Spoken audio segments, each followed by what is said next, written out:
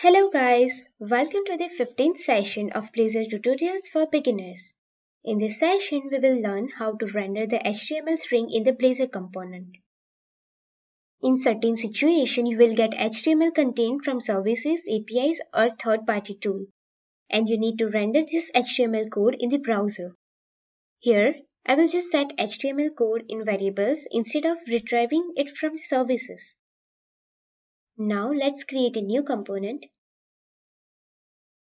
Row HTML demo. Add page directive for this component. Declare property for item title and set ink pen. Declare string item price. In price, we will get HTML which includes currency within a big tag, original price in a strikeout, and discounted price in bold.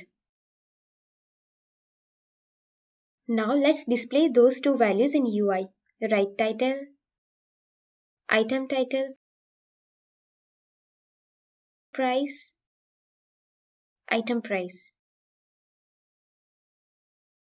Save the file and run the project.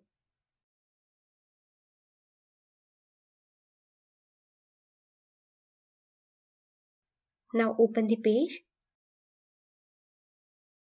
Here it printed HTML text by escaping instead of rendering it. To render this HTML, we need to convert it to markup string. Stop the project and let's update here.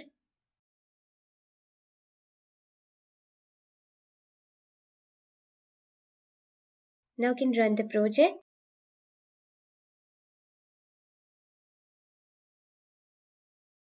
And refresh the page. Here, HTML text written in the variable is rendered. Let's see what we have learned in this session.